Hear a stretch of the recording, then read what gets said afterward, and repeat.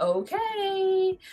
He's just ready for his last day of freedom to party like he wants to. So then Molly gets out of her car and she's gone to go see her hairstylist, who I affectionately refer to as Sally Jesse Musketeer.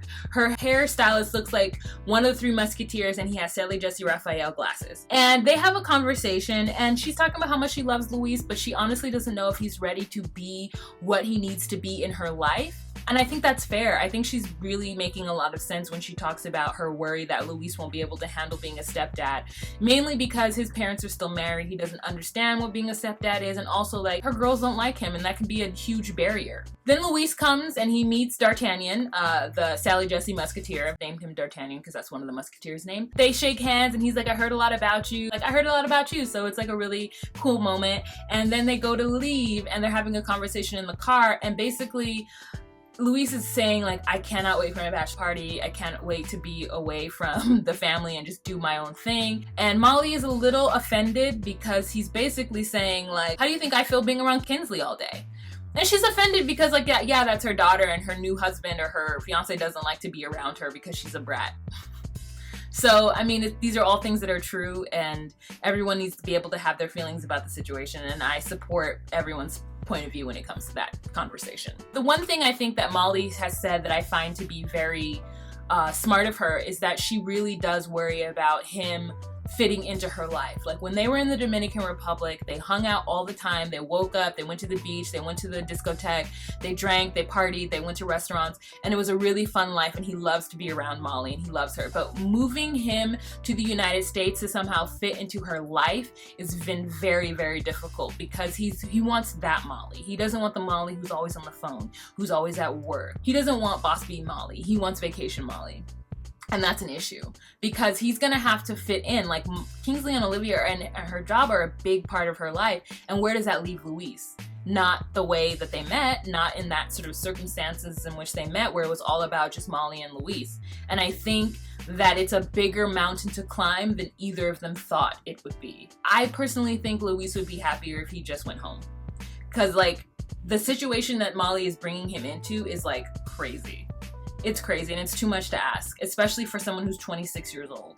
If he were 10 years older, I would say, you know what, you love Molly, figure it out. You wanted to marry a woman that had 2 kids, figure it out. But like at 26, I don't think that he really understood what he was going to be giving up and what he was going to be walking into.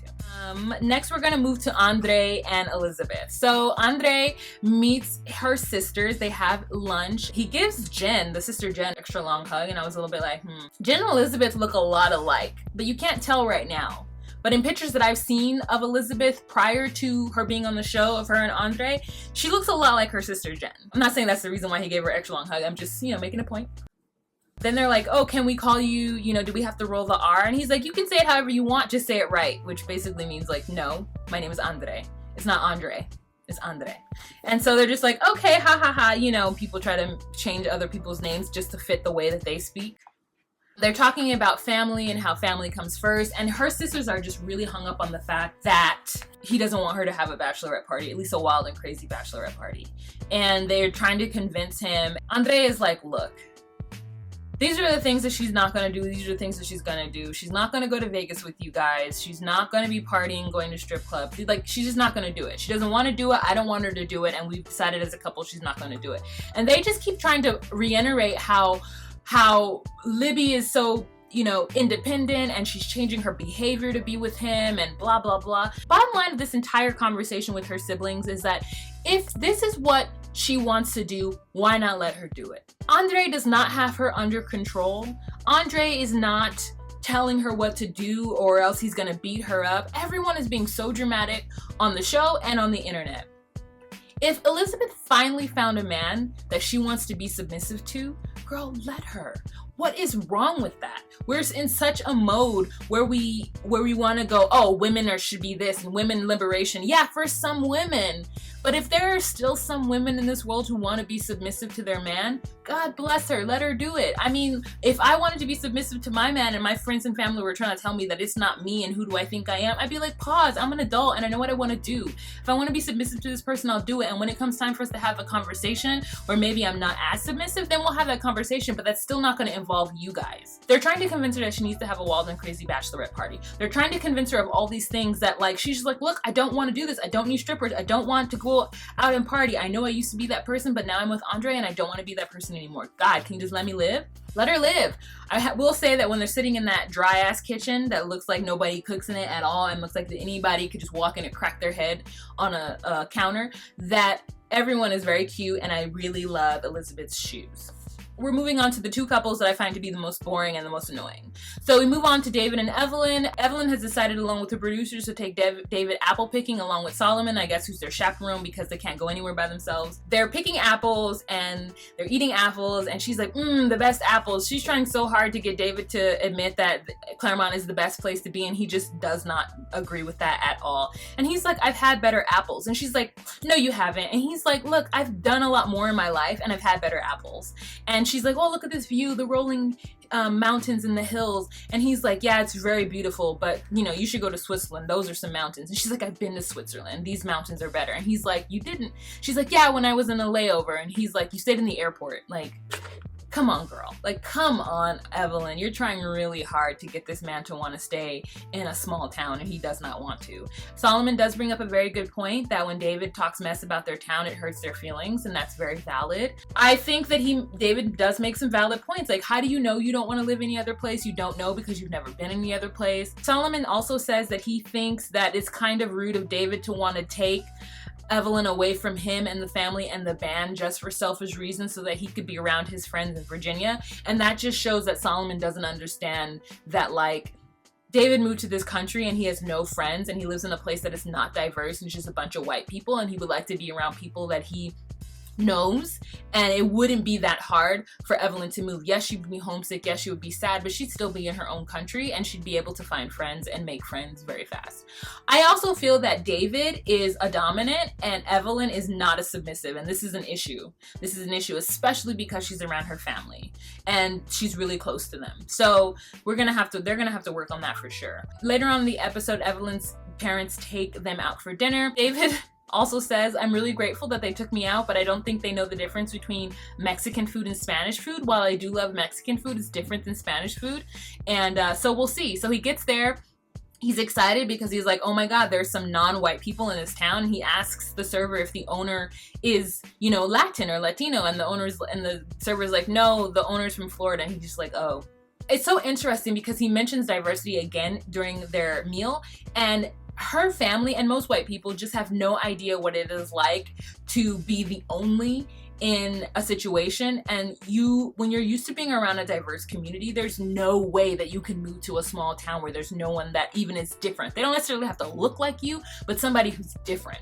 And that's, I think, the main thing that's bothering David, or at least for me, that would be the main thing that's bothering me. I can't be around in a place that isn't diverse or isn't open to other cultures, even though they might think they are. Like, they think that they're open and welcoming, which they very well might be, but like, they're still ignorant and not diverse, and like, he doesn't want to be there. But he says it in the wrong way. He insults the mom because the mom is born and raised in Claremont. He's insulting the kids. David is insulting Evelyn and Solomon because that's where they grew up. And by basically saying that everyone's moving out of Claremont, and every time he drives around he sees for sale signs.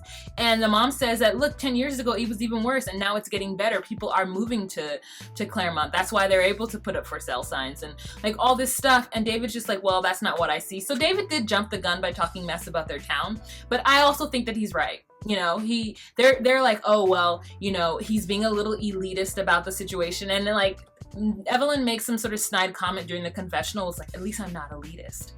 I'm like, oh God, Evelyn, you told him. Girl, nobody cares about being elitist, mainly because I'm a little bit of a snob as well.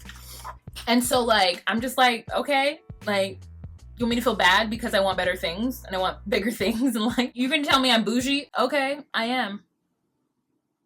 And Solomon is like, you're trying to take my sister away, my only sibling, and you're trying to break up the band. And David is like, well, I left my only sister and I moved to a foreign country, so I think that there's some allotments could be made for me and my sacrifice.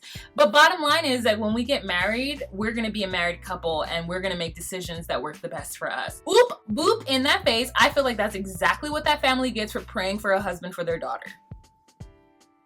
That's why she's gonna marry somebody at 18, because she knows that you guys find that marriage is super important, and for her to find her husband is super important. As opposed to developing her career and developing who she is, you prayed for her to find a husband, and now she has found a husband who's domineering, a husband who wants to move her away, and that is exactly what you'll get. So that's it for them. The last couple that we are going to talk about is Azan and Nicole. Girl, Nicole puts hands on Azan, okay? It comes out that this entire time, I guess they must have had a fight, but apparently Azan divulges to Nicole that his entire family thinks that she's disrespectful and rude and lazy, and that whenever she says anything, that she's a representative of the United States. I mean, she is a representative of the Trump United States, and she complains about the fact that he says that because she's from the United States and Trump is president, that she's racist. True. Obviously, Nicole hasn't had any home training, right? She's not been taught how to behave in public. She's not been taught how to behave when you meet somebody else's family. She's the kind of person who walks into somebody's house and opens the refrigerator. She doesn't eat the sheep head. She sleeps till 3 p.m. She probably does a lot of things that the family looks at her and is like, oh, this lazy racist American. Yeah. That's what happens when you go to meet foreign families. Like, that's just what it is. They're going to judge you the same way your family would judge him as well. If he stayed in the bed all day, if he didn't, eat food that was presented to him and called it nasty, if he was rude. And while they're in an argument, May is getting a mani from the little cousin. So May is like chilling, like, what's going on? Nicole just really wants Azan to talk to her. He doesn't want to talk to her. I think it's not a part of his makeup as who he is as a person. He's not interested in having deep conversations about their relationship. She claims that he said that he loves her and wants to be with her. For whatever reason, I don't 100% believe that he actually said that. I feel like what happened was that she said, do you love me? And he said yes. And then she said, do you want to be in a relationship with me? And he said yes. I don't think he said that sentence at all out of his mouth. I think now that she's back in the country and she's making a scene now, because they are arguing and it is all up and down the stairs of that apartment. There's all outside. Neighbors are coming out of the house. Nicole has no decorum, and she doesn't realize that she's making it worse by getting loud and arguing and fighting with him. And then she tries to restrain him, and she puts hands on Azan twice, and it is super inappropriate, because had that been him doing it to her, camera crew would have stopped it. For sure. So, I mean, if that ain't sexism, I don't know what is. As a feminist, I feel like somebody should have stepped in and stopped her from behaving like that. That is completely inappropriate and completely wrong. She says that she just wants him to love her for her. He doesn't. He wants you to change. He wants you to be more open-minded. He wants you to eat better. He wants you to take better care of your daughter. She's complaining that she has to take care of May. That's your baby. I don't understand. That's your child. No one should have to help you take care of your child. That is your child. If people do, God bless them. But otherwise, stop complaining, especially a stepfather who lives in Morocco is already a problem with you being there, and you trying to sleep in the same bedroom with him. It's just so much drama. Nicole is just being really, really extra. She's ignorant with no home training, and she went to Morocco. He doesn't love her. He needs to go and find himself a more respectful girl. There is a more respectful American girl that he can date. Get back on that app, Azan, and find you a better girl. Don't put yourself through this for this green card, because it isn't worth it. It's not. Not to be wrangled to Nicole for the rest of your life. She's crazy. Okay, guys, that is the end of the episode. Please leave a comment down below. Let me know what you guys think. I know we've been having comments. I had to shut down the other video, so I'm going to still be on there seeing your comments. But if you have anything more to say, go on ahead and leave a comment down below. If you like what I do here on this channel and you'd like to consider becoming a Patreon patron, please let me know. It's like a tip jar. That's it. Always remember to be you, be true, and find your place. Bye.